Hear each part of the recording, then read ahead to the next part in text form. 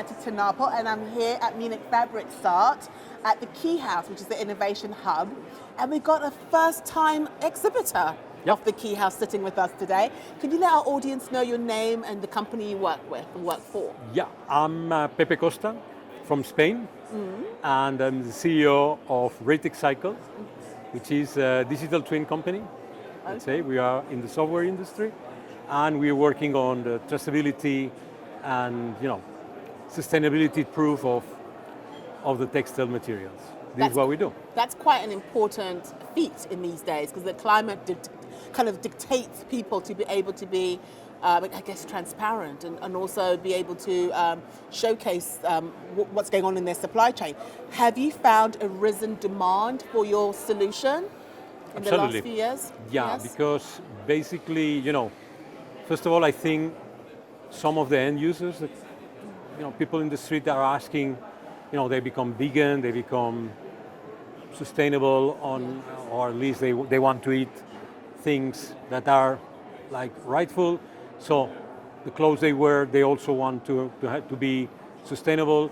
And okay, you can tell that your audience that this is sustainable, but until you really prove it, you cannot 100% assure that what your claims are real. This is the problem at the moment. Yep. I think some people are actually greenwashing, not on purpose, but because they're just not able to prove it, and therefore it comes across like they are fibbing, greenwashing, and actually they are trying. So a lot of companies are now scared to even try because they're scared of being kind of like point a finger at them and say, look, you're greenwashing. Yeah. So do you help these companies to be able to be more, I guess, transparent with the sustainability claims? I mean, what's the role that you play?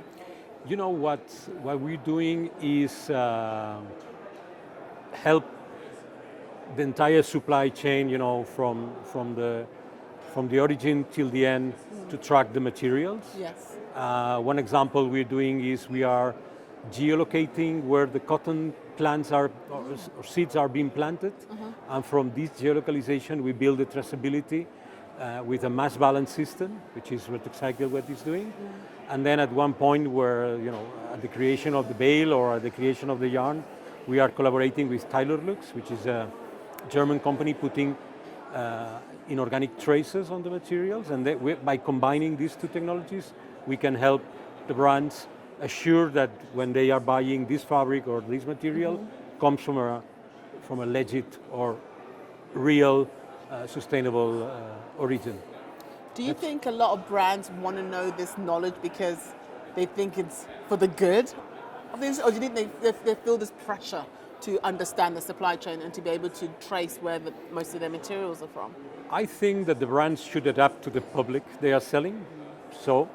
And the public they are selling, at least in Europe, they voted this eco-design normative. They voted for transparency. They voted for all these real sustainable measures, and that the regulation is coming into this. So basically, yes, the brands should, but they also want. So do you think that regulations are going to play a really important role in pushing these brands towards that direction? Absolutely. But again, it's the people who voted, the politicians who build this regulation. It's a majority of Europe who's selling, we want to go this direction. And the brands should listen, because basically if they don't listen, they are not listening to their public, to the customers. I so feel they have like to do. regulations are going to shake up the industry. It's like we're going to shake an apple tree and see what falls, basically. I think it's the case. You're talking about this pollution regulation, regulation for greenwashing, regulation for due diligence, regulation for deforestation, and all this regulation is kind of a net which is connecting one point with the other. And basically when you want to put products in Europe, or you comply with all this net of regulations, or you'll be out. So yes, it should be.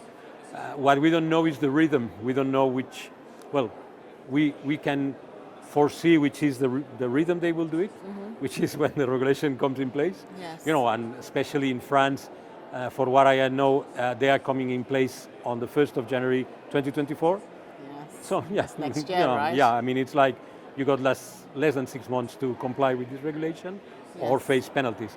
And the due diligence in Germany, it's applying right now. So yeah, I you mean, have to do that. I fear, Period. Yeah. when I've spoken to solution providers like yourself, a lot of them have said to me that it takes time to put these in place. So if you're saying a regulation's going to come into play in 2024, which is like, what, 6 months away, and they haven't got anything in place, I mean, would you agree that in order to comply, they need to start now because it takes a while to get things in place? Yep, absolutely.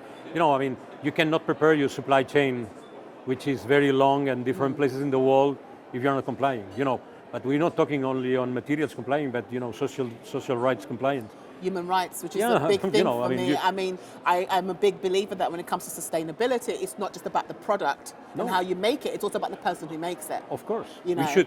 You know, this is the European values. This is what we want. At least is what I understand the people want, and this I is agree. why. This is And why. I am the people. Yeah, we are. And I completely agree with you there. And we are voting every time we buy garments. That we are is a voting. good way of putting it. We Yeah. are voting through the garments we buy. Absolutely. So if we continue to buy garments that are not friendly to the planet or friendly to the people that make it, then we are actually voting with our purchasing power. That's it. That's quite powerful, actually. I like that. You know, people has to realize that this is your pocket. You're paying is what you're going to consume. You know, I mean, Yeah. if you are going for the cheap, you don't know where it is. You know, with chemicals that harm your body. Come on, but you know, this is what you're going to eat. Especially, you know, the residues regulation in Europe means that you cannot export residues. You know, all these residues will stay in Europe. So if you don't have a system to process this, how can you, I mean, where are you going to put it? It's going to come a lot of penalties, a lot of, you have to do it, yes. You know, our tracer solution applies super well for any material, but especially for recycle. Yes, I mean, You know, we are one of the, you know, we are the suppliers of Recover Fibers, which is a company in Spain that now it's a global company, and they are putting our tracers and our digital solution on all these cotton bales because they said, you know, on the residue we want to own the data where it's going, because you know this is something the market is asking, and there is also regulation in Europe. I don't know exactly when it's mandatory, but they ask that the products put in Europe have to contain a percentage of recycled fibers, recycled materials, in order to be, you know, circular. And here is where our solution applies in full. and we know when you're going to put recycled into your product, it takes time. It's not like you can suddenly become 100% recycling. No, It's no, not going to happen like that. It's No. a gradual thing. I think someone said it's a journey. Yeah, but you know, we are in contact with, I would say, startups and grown companies which are, you know, using different methods to recycle, and yeah, they are really succeeding in getting fast into converting old clothes or residues into new materials, and it's really amazing. They all want the traceability, and yeah. you know, our solution, we have this third-party verification by a company called Eurofins, who can detect our tracer and detect the quantification. So this is something very new into the market on the tracers, because normally what companies do is auto-certification. So, you know, I can certify this is recycled, but if I am the company, which is the trust on that, when you have a third party saying this is, I can certify as a third party, super important. And by the way, the eco-design normative in Europe, Yes. it's been built now. I mean, it's just a house being built, but one of the things they say or they mention is that everything that you put has to be a third-party certification, which is approved by European regulation. So this is quite important, you know. It's quite strict, and you need to tick those boxes, yeah, right? Yeah. But I think one thing that you have said today that has really stuck with me is you're saying, you know, as a consumer or as a customer, you're demanding sustainability, but if you continue to vote with the clothes that you're buying, Yeah. then you're kind of voting for those companies to continue doing what they're doing, really. But here is when the green claims normative, which is very, very strong. I mean, it's really to comply, you have to do things very well done.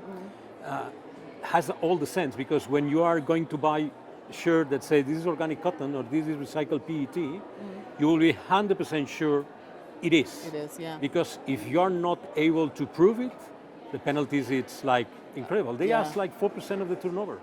That's Could you imagine? crazy. It's like, whoa. I mean, it's like, Hit man, them- you better kind of do it like well. Hit them where it hurts, Yeah. it seems like to me. So this is why I tell you, we always say sustainability, blah, blah, blah, but without proper traceability, it's, okay, you cannot talk of sustainability. And this is where you come in then. That's where our service is going. So you are here at the Key House for the first time. Yep. How are you finding it so far? It's only day one, but We had very exciting meetings with people. Some of them were, customers we are already dealing, but I will not nominate to contacts. We made really top brass people on the organizations, kind of vertical producers of Yes. garment fabrics and so on. And very, very, very happy because we can explain what we're doing. We made some. We are in dealings with them, and when you talk with the top brass, I say, yeah, this is what you did. Okay, yeah, you talk with this guy with my Yes. organization, so you see that the things are moving in the, let's say, right way.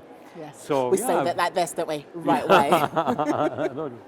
And very excited because I never been here, and like very much the fur. It's very unique ambience. Very Yes, nice. it is. Really. Well, I like welcome it. to the Key House. We hope you Yeah. continue to grace us with your presence. Thank Yeah. you so much for having this chat with me. Okay, thank I you. appreciate it. Uh-huh. And have a good show. Thank you very much. You're welcome. And yeah.